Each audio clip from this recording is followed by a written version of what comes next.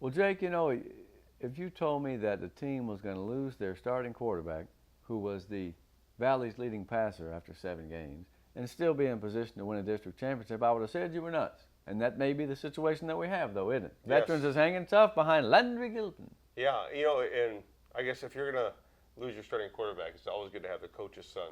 I know, right? Yeah. But as a freshman though, he's come in and he's filled in remarkably well. I mean, a lot of with all the pressure that's around him, he's done well. He's done well this year, the last 2 games. Yes, he has. And so now Mission Veterans, if they can get past Rio on a Thursday night out there, they will have a chance to play and tie Vela for the district championship because Vela's 5-0, 9-0.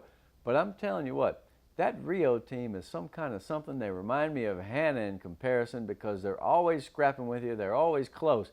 They took Vela to the wire last week, brother. Yeah, if their Mike linebacker isn't the best linebacker in the Valley, I don't know who is. I love Kevin Garcia. Yeah. That guy's amazing, And, man. you watch him, he lays out everybody. And he's not that big looking. I mean, he won 85. He's kind of long-shouldered. I mean, he looks lean in a uniform, but man, he comes and he knocks you to death. I love that kid. We got to see him on a goal line standing against Pioneer. He made every tackle. It was like a Disney movie. God.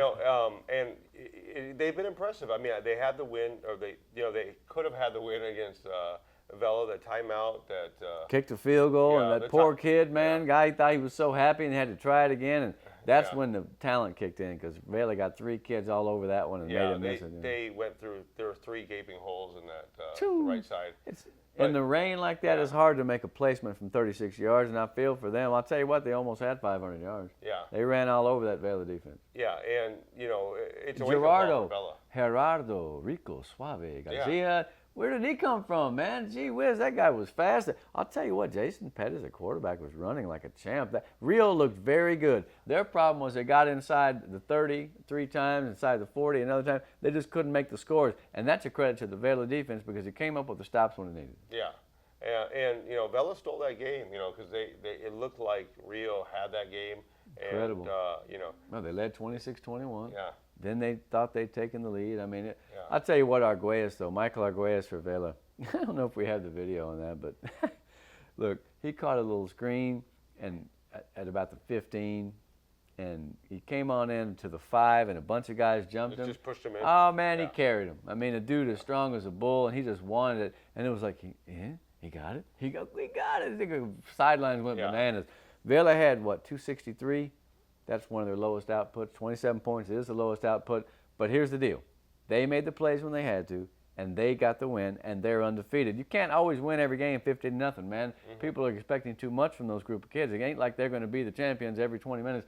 They still won the game, and so they are in position, and now they're going to take on Vets. They're going to wait to see how Veterans does against Rio, and they could be 10-0. They could run the table, man. What do you think of that? Yeah, and that's I give it up because there's one play where Johnny Davila just lays out one of the running backs from Rio on a pass, on like a little screen pass. Right. Beautiful hit. I mean, stops the drive right there. And that's a guy who, at the beginning of his career, was a lithe of limb and shy of contact to an extent. He wasn't a big kid. And he's always getting hurt. That's right, but he's bulked up and he's worked hard, and now he's a kick returner and a sometime back receiver. But he's a great corner guy. I've seen him play 6 times or something, 5 times. He's had 10 or 12 pass defenses, and that ain't like you just are over. When a guy throws an incomplete pass, you're in the area. I'm talking about knocks passes down. Guy is super quick.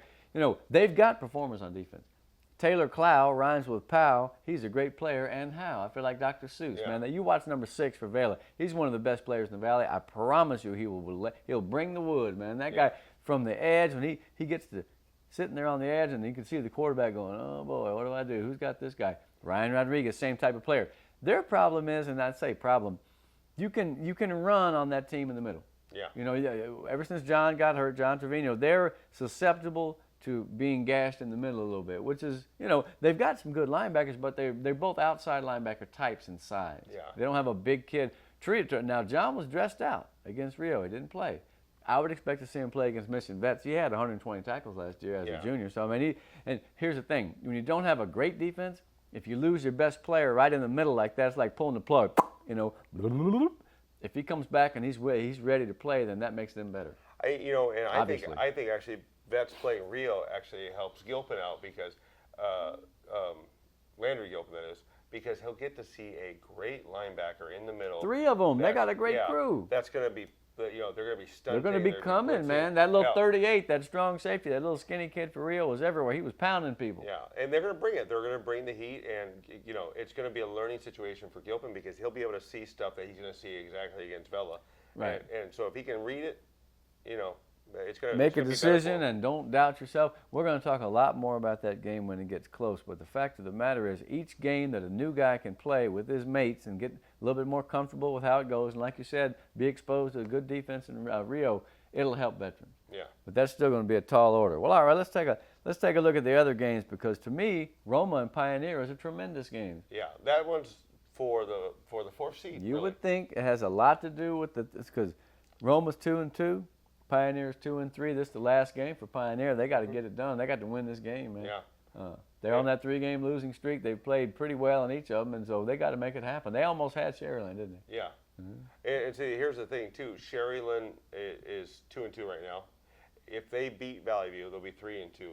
But Rio has a chance to beat them the last week of the season. Yeah. And there might be a 3-way tie for the 4th seed. Well, I wouldn't Roma, put it past them. Pioneer. Now, Roma's that team that we said, oh, they're in trouble. We wrote them off. They've come back beating Sherryland. They're looking pretty good right now. Yeah, and the only time will tell. We'll see how they do this week with Pioneer, but they've got a strong team. I mean, they beat Sherryland without having a running game, running back. Yeah, without their big guy. Yeah, well. Yeah. So it's more than just Espinosa with Roma. I think they have a pretty good squad. I've always thought that their secondary was nice. I mean, they had a couple of big linebackers. I mean, here's the deal. I think Coach Habecker is probably about ready to have people just quit talking about Roma as this gimme or this gimmick or, oh, they're doing all right. They're a good football team. They're going to make the playoffs if things go right for 2 years in a row. In other words, the old days of Roma being a whooping dog are over, and so is the times of us saying, God, Roma? Yeah, Roma. Yeah. Roma. Get used to it, man. That's what I'm talking about. Let's see how they do against Pioneer because that team is close to breaking through. The problem with Pioneer right now is they're not really gaining enough yards, man. They're not scoring enough.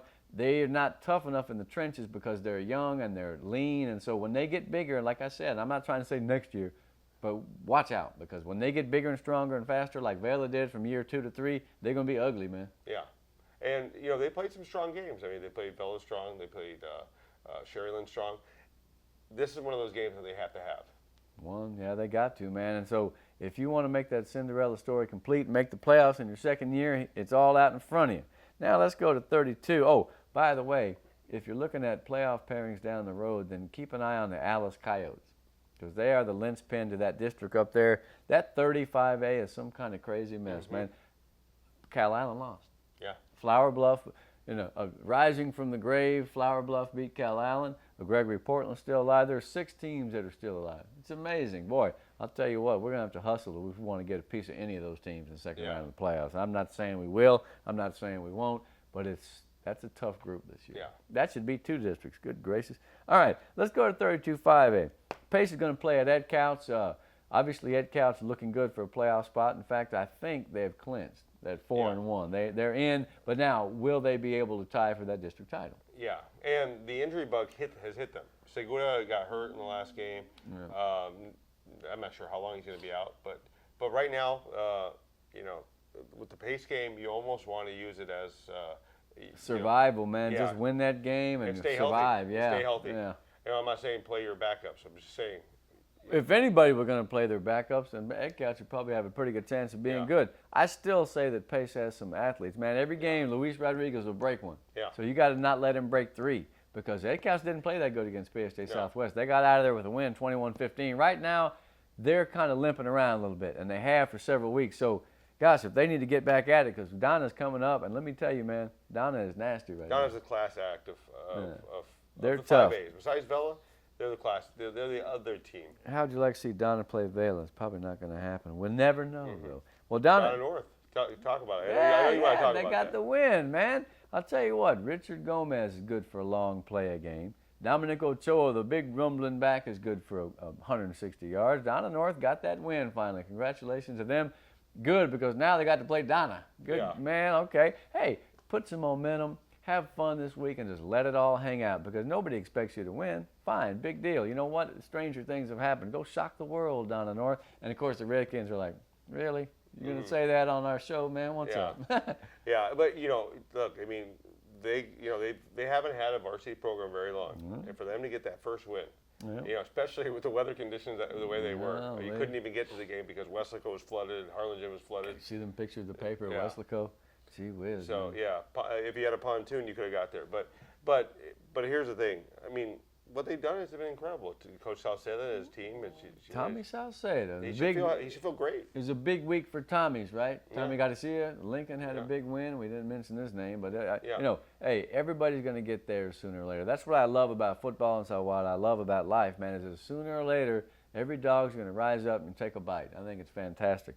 Now, Donna, you have to suspect that Donna's going to roll over Donna North. Let's just see how well composed that them young Chiefs stay. You know what I mean? Because it's going to be hard, man. You're going to be riding the rapids. So let's see the character of the team and how you don't quit. No matter what happens, come out of there knowing that you gave your best.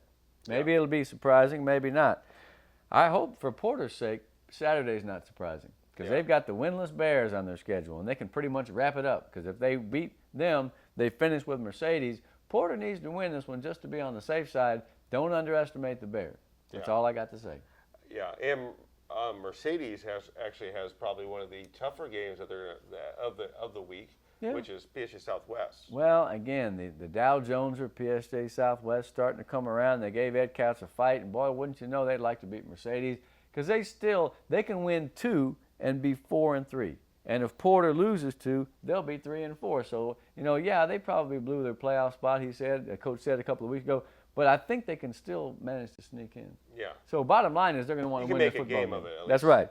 And Mercedes is one of those teams where they lost a couple of games early and they fell off the radar a little bit. But I still feel like it's a pretty fine football team, and they have a chance to be in that 3-way package with Donna. All Ed Katz got to do is beat Donna over there on the last week of the season. Think that's likely? That'll be the one time that Mercedes actually roots for Ed Couch. Yeah, I don't know. They may have to rename them or something, but it's going to be tough. No, it's a good league, and I'll tell you what. We may see a little bit more parity in the first round of the playoffs this year than we did last year. Yeah. Interesting. All right, well, that's the 5A picture. And like we said, 2 undefeated teams in the Valley. Vela is 1, 13th or 17th, depending on the ratings. Fabian Pedraza, the player of the week a couple of weeks ago. We didn't mention that. And let me tell you something, man. You talking about MVPs or All Valley, he got 1 interception. He got 20 touchdowns. 67% completions. Man, he don't get enough credit because at the beginning of the season, that was considered, remember the backup moved away, Eber graduates, what are they going to do? What are they going to do? Have a great season with him going 9-0, and I don't know what the quarterback rating is, but that guy's one of the best in the Valley, man. A slippery lefty. He's always good for a little dipsy-do when he runs the ball, man. It looks like he's about to get killed, and he'll just spin out of the way. I think Fabian's done a great job, and, hey, it's out in front of you, kid. Make it happen. I always like a good lefty quarterback. Ken Stabler. Yeah. Wasn't Esiason a lefty too? Yeah. Yeah, he sure was. All right, well, Greg Selber, Jake Berry on the show. No hometown favorites here, right? Yeah. Because I tell it like I see it. You forgot Mike Vick, too. Oh, we did? Yeah. Oh, good Animal Lord. lover.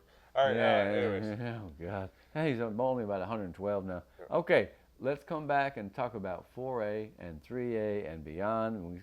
And we will have our weekly segment, our pay on to St. Joe's, because they've tied their high for wins in the season. The last 10 years, they got 7 wins.